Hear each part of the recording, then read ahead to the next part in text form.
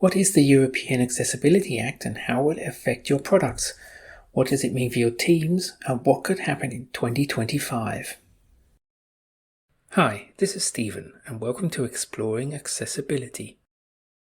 Accessibility is a hot topic at the moment thanks largely due to the European Accessibility Act, but also to a better understanding about UX and a desire to provide better experiences for all customers. The European Accessibility Act was not the first directive to do with accessibility that the EU brought into force.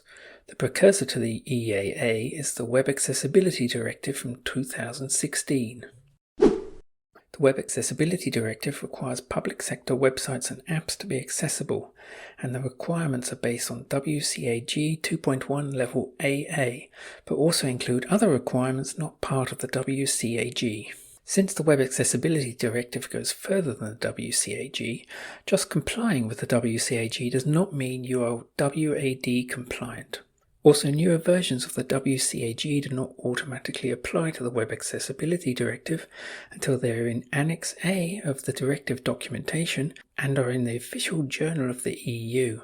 Still, if you know that there are newer standards and your teams have the capacity, it will only benefit your users of your sites and apps to make sure you comply and means less work in the future. The European Accessibility Act is basically the WAD for the private sector, your Amazons and IKEAs of this world. It became law in 2022 and has to be enforced at the latest by July 2025. No compliance level is specified yet, so it's probably best just to assume it will be WCAG 2.1 level AA, just like the Web Accessibility Directive. The European Accessibility Act promises to make bringing products to market easier as, if you comply with the requirements of the EAA in Poland, for example, you know that you can sell your product or service to every other country in the EU without having to make additional changes. At least that is the biggest selling point put forward by the EU to businesses.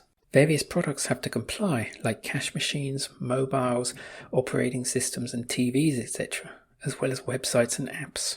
The European Accessibility Act will also require that everyone outside the EU comply, at least if they want to do business within the EU or offer their sites and services to the EU. Not every company will need to make their products or services accessible, specifically if making your product accessible would change it so much that it changes what the product is. If implementing accessibility changes would cause an undue financial burden, of course a judge will have to decide if that is really an undue burden. Small businesses, or micro-enterprises as the EU calls them, basically if you have less than 10 employees and make less than 2 million in sales per year. Obviously the last exemption means that very many websites will not have to be made accessible. These could also change in the future too, as accessibility advocates and organizations representing different disabilities see these exemptions as loopholes that need closing. Certain types of content are also exempt: videos and audio, Office files and PDFs, and archive content that won't be updated after June 2025. Digital maps, as long as important information is also available in another form, and any third-party content that you do not fund, develop, or that you do not have control over.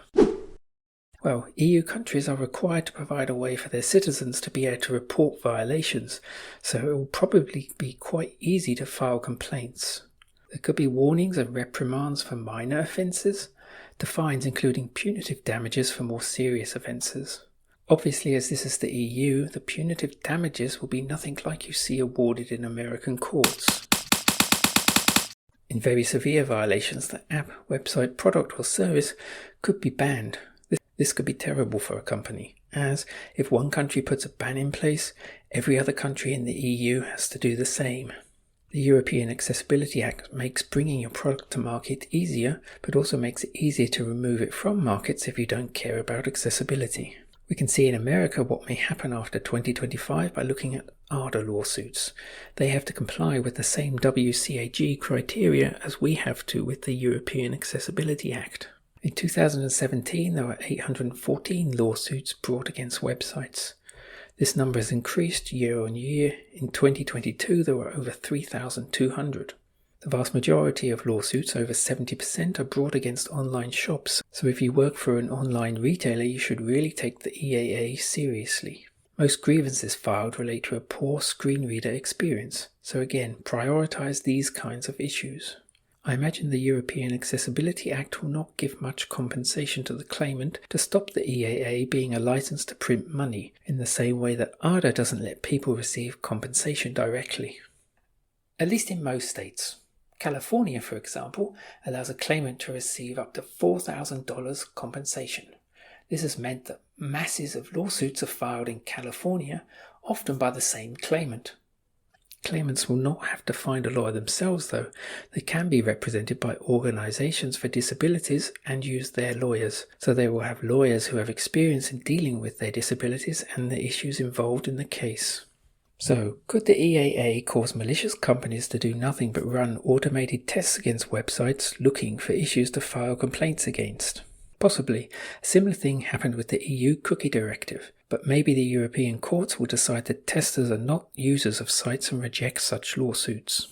This happened recently in America in 2022.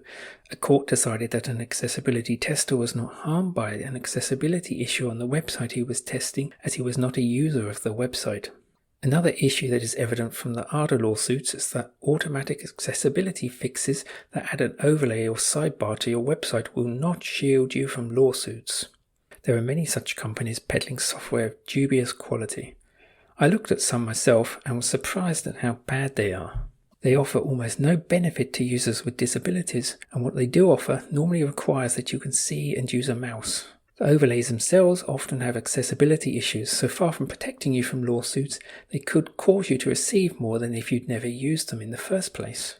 Many of the companies selling this kind of quick fix have been banned from accessibility events in the United States by event organizers. Most use an icon of a person in a circle to suggest people and inclusivity as a button to open their overlays.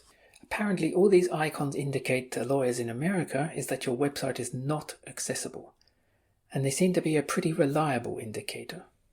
UsableNet reported in the first 6 months of 2022 that there were 400 cases filed against websites using accessibility overlays, a large increase on the previous year, which saw a total of just over 300 cases. As time passes, we can see also that it's not only large companies being subjected to lawsuits.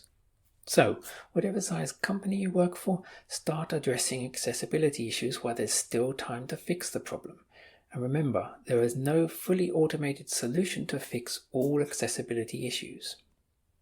Thank you for watching the video. If you liked it, please give thumbs up and subscribe if you'd like to be notified about more videos exploring accessibility.